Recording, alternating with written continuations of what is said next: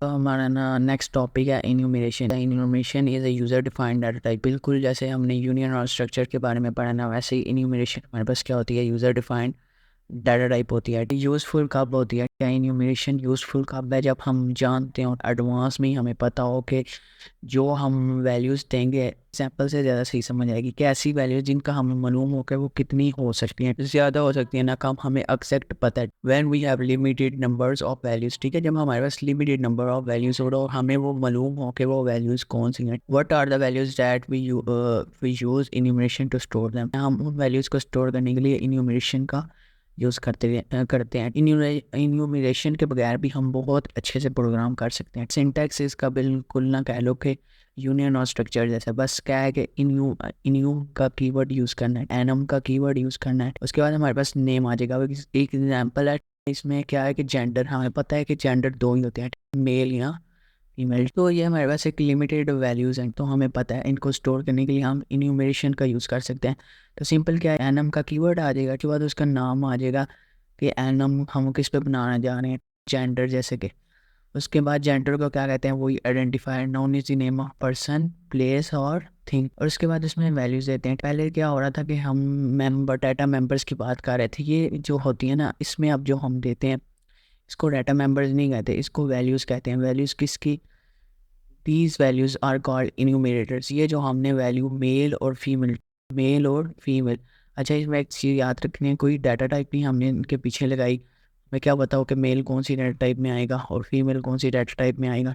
तो हमने मेल लगाया, उसके बाद कॉमा लगाया, कॉमा से सेपरेट किया, और फीमेल, इसके एंड पे कोई सेमी कॉलन भी नहीं हमने लगाया। तो ये हमारे पास दो वैल्यूज़ हैं, एक मेल और फीमेल। ये दो वैल्यूज़ क्या कहलाती हैं, इन्यूमरेटर्स कहलाती हैं। इतना हो गया। उसके बाद ये जो मेन फंक्शन है, हमने इसमें इसका ऑब्जेक्ट बनाया। ये जो हमारे पास इस एनुमरेशन का नाम था जेंडर, इसको हमने लिया और एक जी नाम का ऑब्जेक्ट बना लिया और इसको डायरेक्ट इनिशियलाइज कर दिया कि ये किसके इक्वल है, मेल के। अब जब हम इस जी का आउटपुट लेंगे तो हमारे पास क्या आएगा, ज़ीरो आएगा आउटपुट में। उसकी वजह क्या है, जो होती है ना वैल्यूज़ हम असाइन करते हैं उनके, वो ना एक यूनिक नंबर से स्टार्ट होती हैं, और जो वो नंबर है ना वो स्टार्ट होता है वो ज़ीरो से होता है। अब जो मेल है ना वो हमारे पहले नंबर पर है, यानी कह लो कि उसकी जो वैल्यू आएगी वो ज़ीरो आएगी। जो फीमेल है वो दूसरे नंबर पर है, उसकी वैल्यू वन आएगी। उसके बाद अगर कोई तीसरा होता है तो उसकी वैल्यू टू आती, फिर अगर कोई चौथा होता है तो उसकी वैल्यू थ्री आती, इस तरह।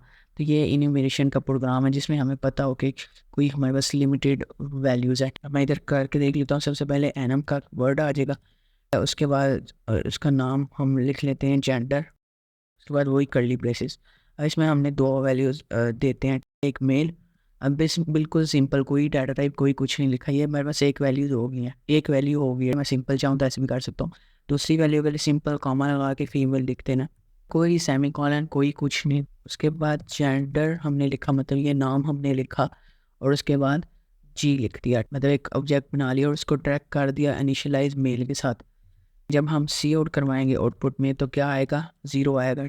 ज़ीरो क्यों आएगा, क्योंकि जो ये वैल्यूज़ है हमारी वो यूनिक कोड से स्टार्ट होती हैं। मतलब पहले नंबर पर हमारे पास मेल है ना तो उसकी वैल्यू आएगी ज़ीरो, दूसरे नंबर पर हमारे पास क्या है, फीमेल है, तो उसकी वैल्यू आएगी वन। अगर हमें लिखता है इक्वल टू फीमेल तो हमारे पास आउटपुट में आता वन, लेकिन मैंने लिखा है मेल, आउटपुट में क्या आएगा, ज़ीरो आएगा। अब इसमें एक चीज़ है, मैं रन करूँगा तो एरर आएगा। उसकी वजह क्या है, क्योंकि ये जेंडर का जी स्मॉल है और ये जेंडर का जी कैपिटल है। तो सबसे पहले तो इसको स्मॉल कर लेंगे, उसके बाद मैं दोबारा रन करता हूँ, ठीक है। इन चीज़ों का ध्यान रखना होता है। तो ये मेरे पास आउटपुट में क्या आया, ज़ीरो आ रहा। एक मिनट, ये ज़ीरो। तो ये इस तरह हमारे पास इन्यूमरेशन के प्रोग्राम होता है जिसमें हमें पता हो कि फाइनाइट वैल्यूज़ क्या हैं। जैसे जेंडर का हमें पता है मेल और फीमेल। अच्छा, गूगल पे अगर अकाउंट बनाए ना, अक्सर हमने देखा है कस्टम भी लिखा होता है, और एक और होता है कि प्रेफर नॉट टू सेट, अक्सर देखा हो ना वहाँ पे कस्टम लिखा होता है, ठीक है।